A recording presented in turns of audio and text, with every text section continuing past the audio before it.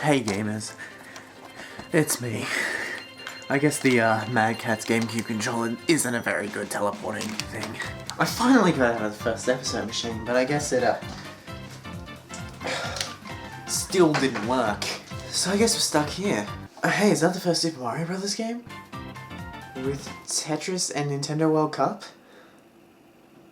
Super Mario Bros. Is such a classic game, and so many people have played it, but has anyone actually looked into the game? Yes, it's quite common. Super Mario Bros. May have been the thing that put Nintendo on the map, but Nintendo started in 1889, starting with Japanese Hanafuda cards, and they continued this business for 75 years. Later they also made Western style cards too, which is something nobody mentions. Nintendo continued this until 1964, where they basically just went through a massive list of random businesses, including love hotels and children's toys. Two very different things. Nintendo slowly dipped their toes into the video game industry with the Color TV game series, basically just Pong machines. Nintendo must have seen how successful that was when they decided to make the game Radarscope, which is similar to games such as Space Invaders and Galaxian, but it sold terribly.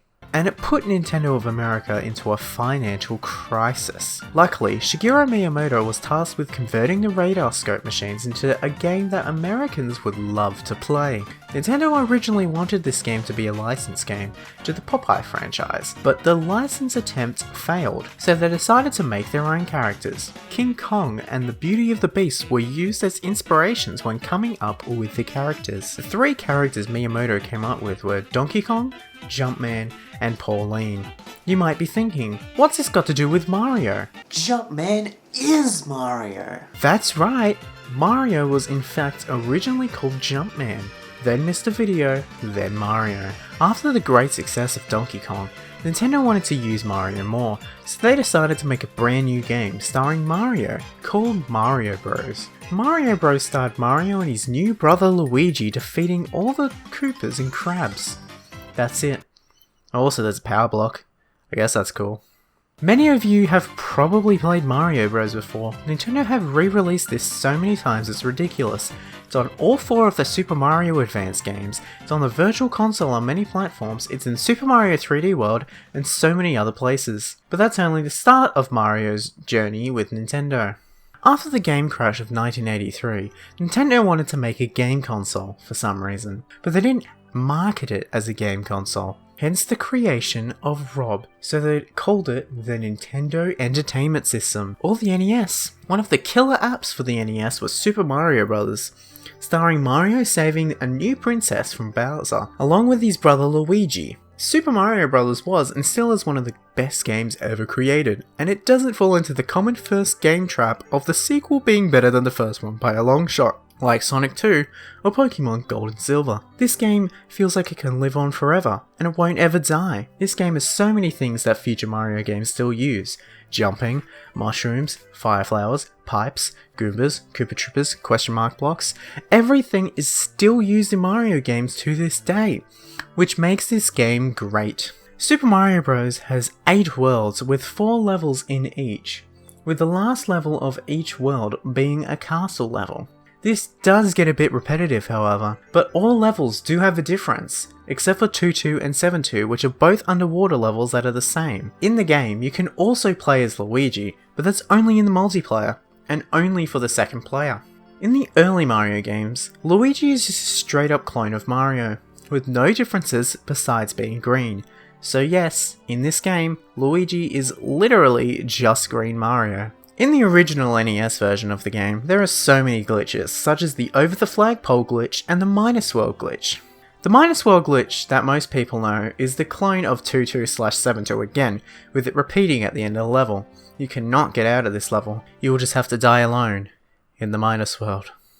The Famicom Disk System version of the game has a whole new minus world, with it being 3 levels long. After beating -3, the player will either freeze or return to the title screen as if they have beaten the game. This game went on to be re-released like hell, with it getting its own deluxe port to the Game Boy Color, a lot like how all the Wii U games get a deluxe port onto the Switch. The Game Boy Color version is one of the best versions of the game, with a world map and everything, but this game has also been ported to the SNES within Super Mario All-Stars, the Game Boy Advance, the Wii, the 3DS, the Wii U, the NES Classic, and the Switch. The SNES version is just an enhanced version of the game, removing the Minus World glitch along with other glitches too. The All-Stars port has new backgrounds when going into the bonus section of the level, with new music added to it.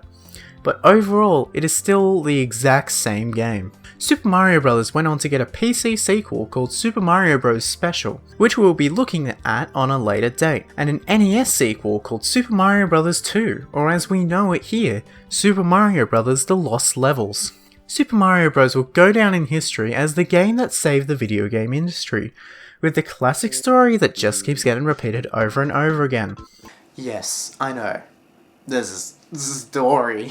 The story goes that King Koopa stole Princess Toadstool, aka Peach, and turned the mushroom retainers into bricks. Mushroom retainers are now known as toads, by the way, and King Koopa is Bowser. So yes, that means you are literally killing toads when you break any blocks in the game. Incredible, murderer. The first game is such a fantastic game. It really is. I wouldn't want it any other way. Next time we're gonna look at the real sequel to the game, Super Mario Bros. Special.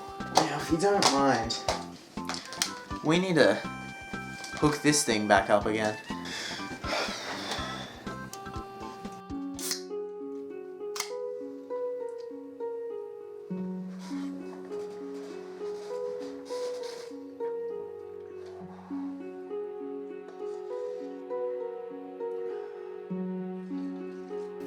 I'm gonna miss this place. Really am. I'm not gonna miss wearing this jumper though. Yikes. I guess I should use the machine now. I could always use a copy of Super Mario Bros. On the NES. With Tetris. Okay. So we know it's not the X button, because that will send me back to the previous place I was in. R button? I think it might be the R button, as in R for return. Let's try.